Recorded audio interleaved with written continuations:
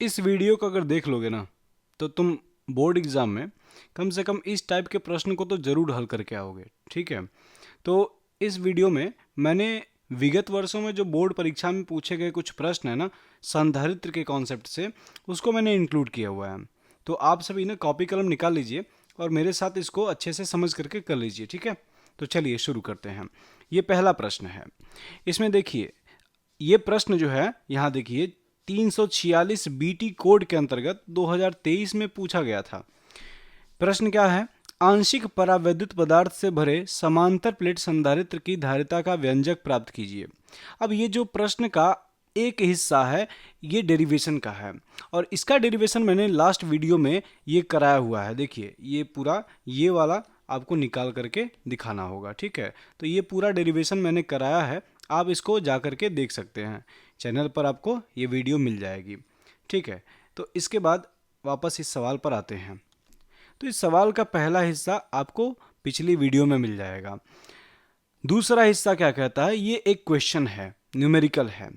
इसमें क्या कह रहा है? यदि संधारित्र को 100 माइक्रोकुलाम तक आवेशित किया गया हो तथा संधारित्र के अंदर रखे गुटके का परावैद्युतांक 2.0 हो तो संधारित्र के अंदर रखे परावैद्युत गुटके पर उत्पन्न प्रेरित आवेश ज्ञात कीजिए। अब इस सवाल को हल करने का एक स्टैंडर्ड तरीका क्या है? चाहे ऐसा कोई भी सवाल आए, स्टैंडर्ड तरीका ये है कि आप सबसे पहले तो ये सोच लीजिए कि ये किस कॉन्सेप्ट पर लगेगा। तो यहाँ ये आपसे क्या पूछ रहा है? संधारित्र के अंदर रखे परावैद्युत गुटके पर उत्पन्न प्रेरित आवेश ज्ञात करना है। इसके लिए ना एक डेरिवेशन है इसका, लेकिन इसका सूत्र है, डायरेक्टली आप इसको याद रख सकते हैं। सूत्र क्या है कि यदि संधारित्र की प्लेटों पर आवेश प्लस क्यू तथा माइनस क्यू हों तथा प्लेटों के बीच कैपिटल के परावैद्युतांक का गुटका रखा हो तो इस गुटके पर प्रेरित आवेश जो होता है, अगर वो क्यू डैश है तो क्यू डैश का फार्मूला क्या होता है? क्यू डैश बराबर होता है क्यू इंटू ब्रैकेट में 1 माइनस 1/k। ठीक है, अगर ये फार्मूला आपको याद होगा तभी आप इस सवाल को डायरेक्टली हल कर पाएंगे। तो इस फार्मूले को आपको याद कर लेना है कि अगर मान लीजिए कोई समांतर प्लेट संधारित्र इस तरह से है और इसके प्लेटों के बीच में यदि कैपिटल के परावैद्युतांक का पदार्थ भर दिया जाता है और ये वाला मान लीजिए प्लस क्यू से आवेशित था, ये वाली प्लेट माइनस क्यू से आवेशित थी, तो यहाँ पर ना इस वाले पर माइनस आवेश आ जाएगा और ये कितना आएगा? यहाँ देखिए, थोड़ा जूम कर रहा हूँ, यहाँ पर माइनस आवेश आएगा और ये माइनस क्यू डैश होगा और यहाँ पर प्लस वाले आवेश आ जाएंगे इस परावैद्युत पदार्थ पर, और वो कौन से वाले होंगे? प्लस क्यू डैश वाले।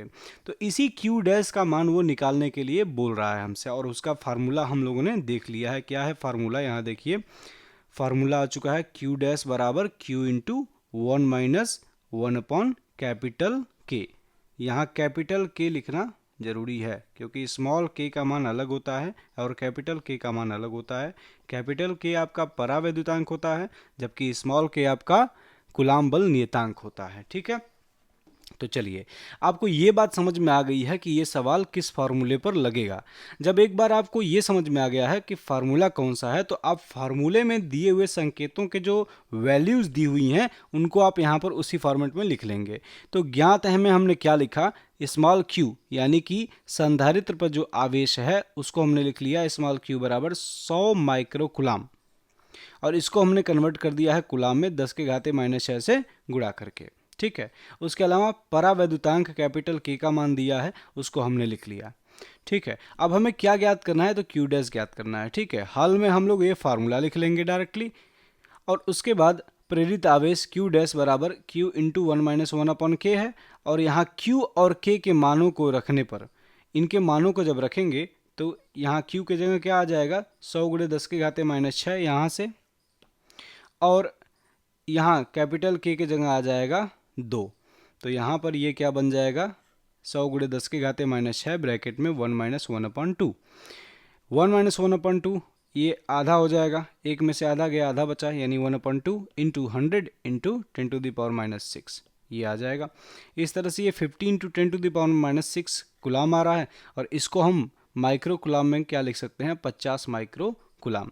इस प्रकार से इसका ये आंसर हो जाएगा 50 माइक्रो कूलाम। तो आशा करता हूँ ये क्वेश्चन आपको अच्छे से समझ में आ गया होगा। ये प्रश्न एक निगमन के साथ में पूछा गया है, ठीक है। ये निगमन भी बहुत ही महत्वपूर्ण है, इसको आप इस चैनल पर एक वीडियो है उससे देख करके आप इसको क्लियर कर लीजिएगा। चलिए अगले प्रश्न पर चलते हैं। तो अगला प्रश्न भी बहुत इंटरेस्टिंग है। अगर आपका कॉन्सेप्ट क्लियर है तभी आप इस सवाल को हल कर पाएंगे। देखिए कैसे। तो ये सवाल क्या कह रहा है, 2 वोल्ट के स्रोत से, स्रोत कैसा है, तो मान लीजिए बैटरी है कोई, ठीक है। 2 वोल्ट की बैटरी से 10 माइक्रो फैरड धारिता का संधारित्र आवेशित किया जाता है।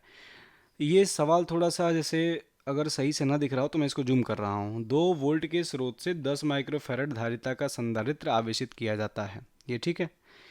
स्रोत से प्राप्त ऊर्जा तथा संधारित्र में संचित ऊर्जा की गणना कीजिए। ये भी प्रश्न विगत वर्षों में पूछा जा चुका है आपकी बोर्ड परीक्षा में ही। तो इसको कैसे हल करेंगे, अगेन तरीका हमारा वही है, ज्ञात क्या है वो लिख लेना है। तो ज्ञात है कैपिटल V बराबर 2 वोल्ट, ठीक है। यहाँ पर मैं V बराबर 2V लिखता तो ये थोड़ा सा कंफ्यूजिंग होता है, इसलिए मैंने बाद में यहाँ पर वोल्ट लिख दिया है इसका मात्रक, ठीक।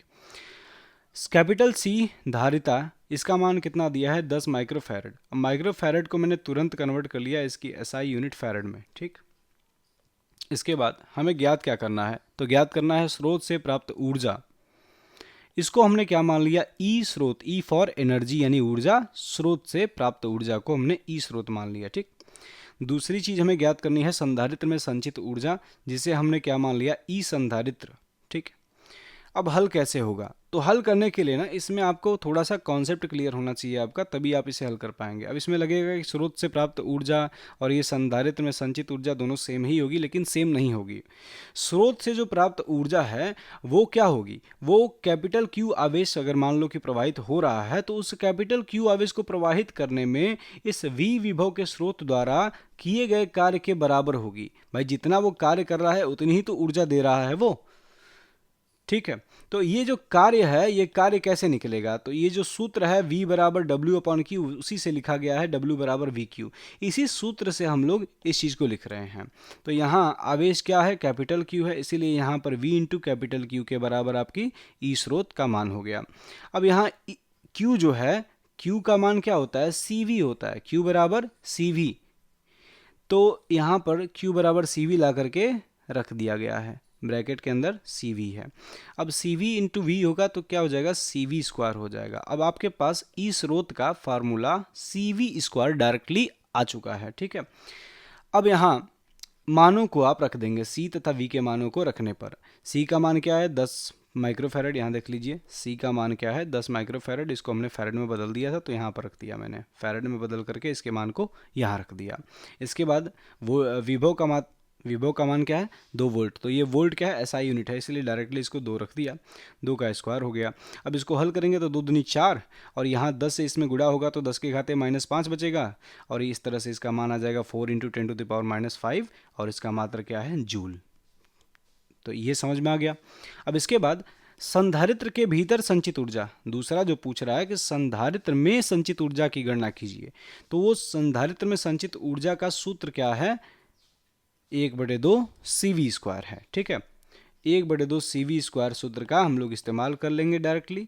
C के मान को रख देंगे 10 × 10 के घाते -6, और V के मान को 2 रख देंगे, और हल करेंगे तो हम लोग पाएंगे ये 2 × 10 के घाते -5 जूल के बराबर आ रही है। ये 2 प्रश्न संधारित्र से डायरेक्टली रिलेटेड हैं, लेकिन ये वाला जो प्रश्न है ये थोड़ा सा इसके पिछले चैप्टर विभव वाले से रिलेटेड है, लेकिन ये भी बहुत ही अच्छा सवाल है। इसमें देखिए क्या कह रहा है, सवाल को पहले समझिए।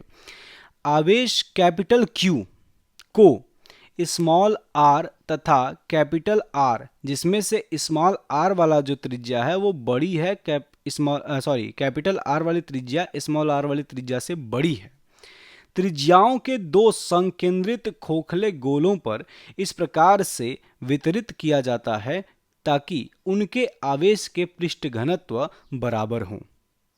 तो यहाँ देखिए मैंने क्या किया है, 2 गोले बनाए हैं जिनके जो केंद्र हैं वो समान हैं। क्या बोला है, संकेंद्रित। ये शब्द जो है इसका मतलब आप समझ लीजिए, संकेंद्रित का मतलब है कि दोनों का केंद्र समान है। अब इस 2 गोलों को मैंने खींचा है। ये पहला गोला है जो कि छोटा गोला है, जिसकी त्रिज्या को मैंने क्या मान लिया है, ये वाली स्मॉल आर। और ये एक बड़ा गोला है यहाँ पर, जिसकी त्रिज्या को मैंने क्या मान लिया है, कैपिटल आर। और यहाँ पर आपसे क्या बोला था, वो R is greater than small R, capital R is greater than small R. तो यहाँ पर ये चीज़ सेटिस्फाई कर रही है, ठीक है। ये चित्र इसके अनुसार बना हुआ है। अब यहाँ पर हमने इतना तो समझ लिया, ठीक है। इसके आगे ये पूछ क्या रहा है, उनके उभयनिष्ठ केंद्र पर वैद्युत विभव ज्ञात कीजिए। तो उभयनिष्ठ केंद्र कौन सा है, उभय मतलब जो दोनों का हो, तो दोनों का केंद्र ये केंद्र बिंदु O है। तो हमने यहाँ दिखा दिया कि चित्रानुसार O क्या है, हमारा उभयनिष्ठ केंद्र बिंदु है। अब यहाँ जो क्वेश्चन में बोला गया है कि आवेश Q को इन दोनों ही खोखले गोलों पर दिया जा रहा है, तो मैंने क्या मान लिया कि इस अंदर वाले गोले पर आवेश Q1 आएगा और इस बाहर वाले गोले पर आवेश Q2 आएगा। तो भाई जो आवेश दिया जा रहा है इन दोनों ही खोखले गोलों पर बट रहा है, और पहले वाले पर यदि Q1 है, दूसरे वाले पर Q2 है, तो कहीं ना कहीं ये कैपिटल Q यही बराबर होगा Q1 प्लस Q2 के। जितना आवेश दिया गया उतना ही पहले वाले पर प्लस दूसरे वाले पर बट गया, ठीक है। तो ये बात आपके समझ में आ गई होगी। अब इसके बाद दूसरी बात जो ये कह रहा है, ऐसे वितरित किया जाता है ताकि उनके आवेश के पृष्ठ घनत्व बराबर हों। अब पृष्ठ घनत्व को मैंने मान लिया कि भाई दोनों का ही सिग्मा सिग्मा है। सिग्मा क्या होता है, आपका आवेश घनत्व होता है। इसका फार्मूला क्या होता है, तो Q/A होता है। यहाँ थोड़ा सा मैंने डायरेक्टली लिख दिया है, लेकिन आप ये जानते होंगे कि सिग्मा का फार्मूला होता है Q/A, ठीक है। ए क्या है, उस पृष्ठ का क्षेत्रफल है जिस पर आवेश Q वितरित है। तो इस केस में यहाँ Q1 जो आवेश है वो इस छोटे वाले गोले के पृष्ठ पर वितरित है। ये गोला है ना कि वृत्त है, ये 3D ऑब्जेक्ट है। तो गोले की अगर त्रिज्या स्मॉल r है तो इसके पृष्ठ का जो क्षेत्रफल होता है A बराबर क्या होता है, 4πr²। तो यहीं से इसके आवेश घनत्व को मैं लिख दिया हूं Q1 अपॉन उसका एरिया, छोटे वाले का एरिया क्या, 4πr²। और क्योंकि ये दोनों के लिए बराबर है तो Q2 वाले के लिए भी मैं वही चीज लिखूंगा, Q2 अपॉन 4πR²। और ये दोनों ही आपस में क्या होंगे, बराबर होंगे, ठीक है। अब यहां से मैंने क्या किया, इन दोनों 4π को इधर से काट दिया दोनों तरफ से, तो बचा क्या, Q1 अपॉन R² बराबर Q2 अपॉन कैपिटल R²। यहां से मैंने क्या कर दिया, Q1 इस तरह से क्रॉस मल्टीप्लाई कर दिया, तो Q1 बराबर क्या आ गया, स्मॉल r² बटे में कैपिटल R² इंटू Q2 आ गया, ये वाला आ गया। इस पहले वाले को मैंने यहां पर समीकरण नंबर 1 बनाया हुआ है, यहां दूसरे वाले को इधर समीकरण नंबर 2 बना लिया है, और यहाँ जो Q1 का मान Q2 के टर्म में आया हुआ है इसको मैंने समीकरण नंबर 3 बना लिया है। अब समीकरण 3 से हम लोग Q1 के मान को समीकरण 1 में रख देंगे। यहां से इसका मान उठाएंगे और कहां पर ले जा करके रख देंगे, समीकरण नंबर 1 में यहां पर ले जा करके रख देंगे। तो यहां देखिए क्या होगा, कैपिटल Q बराबर small Q1 plus small Q2, और Q1 की जगह हमारा क्या मान आया है, स्मॉल R² बटे में कैपिटल R² इंटू Q2, यहाँ रख दिया। अब Q2 को कॉमन ले लेंगे तो Q2 आ गया बाहर, और अंदर क्या बचेगा, ये वाला, अब प्लस यहाँ पर 1 बचेगा, तो इसलिए स्मॉल R² बटे में कैपिटल R² प्लस 1 हो जाएगा, ठीक है। तो कैपिटल Q का मान Q2 के टर्म में आ गया, तो Q2 का मान कैपिटल Q के टर्म में आ जाएगा, तो Q2 बराबर क्या हो जाएगा, इसको हम लोग कहाँ ले जाएंगे, नीचे ले जाएंगे इधर, तो कैपिटल Q अपन 1 प्लस स्मॉल R² बटे में कैपिटल R² हो गया। इसका हम लोग इसको समीकरण नंबर 4 बना लिए हैं, ठीक है। अब समीकरण 4 से Q2 का मान समीकरण 3 में रखने पर, समीकरण 3 कौन सी है, समीकरण 3 हम लोग देखिए यहाँ पर बनाए हैं समीकरण 3। तो इसमें Q1 बराबर स्मॉल R² बटे कैपिटल R² इंटू Q2 था। इसमें हम लोग Q2 का जो ये मान निकाले हैं इस मान को ले जा करके रख देंगे यहाँ पर, देखिए तो जैसे ही रखेंगे तो ये क्या है, स्मॉल R² बटे कैपिटल R², तो ये ऐसे ही रह जाएगा इंटू ये पूरा मान मल्टीप्लाई हो जाएगा। जैसे ये पूरा मान मल्टीप्लाई होगा तो अंदर क्या होगा, ये R² मल्टीप्लाई हो जाएगा। जब ये R² मल्टीप्लाई होगा तो यहाँ पर तो R² आ जाएगा, देखिए, और यहाँ पर क्या बचेगा, स्मॉल R², यहाँ पर कैपिटल R² आ जाएगा और यहाँ पर स्मॉल R² आ जाएगा, ठीक। इस प्रकार से Q1 का मान आ जाएगा कैपिटल Q, यहाँ पर देखिए क्या Q1 बराबर आ गया capital Q small R square बटे में capital R square plus small R square आ गया। इसको हम लोग समीकरण नंबर 5 बना लेंगे। अब गोले के उभयनिष्ठ केंद्र ओ पर कुल विभव क्या होगा? तो इसमें आप ये समझ लीजिए कि गोले के केंद्र पर जो विभव होता है, किसी भी खोखले गोले के केंद्र पर जो विभव होता है वो उसके पृष्ठ पर विभव के बराबर होता है, और पृष्ठ पर जो विभव होता है उसका सूत्र होता है स्मॉल के क्यू अपॉन उसकी त्रिज्या आर। इसी कॉन्सेप्ट से हम लोग क्या करेंगे कि गोलों के यानी दोनों गोलों के उभयनिष्ठ केंद्र बिंदु O पर कुल विभव कैपिटल V को लिखेंगे V1 प्लस V2, जहां V1 क्या है, आवेश Q1 के कारण केंद्र O पर विभव है, और V2 क्या है, आवेश Q2 के कारण केंद्र O पर विभव है। यहां देखिए, इस वाले के कारण यहां पर जो विभव है उसको हम लोग V1 कह रहे हैं, और इस वाले के कारण जो यहां पर विभव आ रहा है उसको हम लोग V2 कह रहे हैं। इतना क्लियर हो गया होगा। तो अब हम लोग क्या करेंगे, विभव का जो सूत्र होता है वो होता है स्मॉल के इंटू जिस भी आवेश के कारण निकाल रहे हैं उसका आवेश की मात्रा बटे में गोले की त्रिज्या। तो इस सूत्र से हम लोग निकाल लेंगे, जहां स्मॉल के का मान क्या है, 1/4 पाई एप्सिलॉन नॉट। स्मॉल के आपका क्या है, कूलाम बल नियतांक। ठीक है, तो अब कैपिटल V बराबर स्मॉल के Q1 अपॉन स्मॉल आर, और यहाँ पर थोड़ा सा ये मिस्टेक हुई है, यहाँ पर आएगा कैपिटल आर। ठीक है, यहाँ पर इसको हम क्या लिखेंगे, कैपिटल आर, क्योंकि बड़े वाले की त्रिज्या हमारी कैपिटल आर है। ठीक है, यहाँ नीचे सही था, यहाँ पर थोड़ी सी मिस्टेक थी। अब यहाँ पर Q1 और Q2 के मान को समीकरण 4, यहाँ समीकरण 4 व समीकरण 5 से Q1 तथा Q2 के मानों को रख देंगे हम ला करके।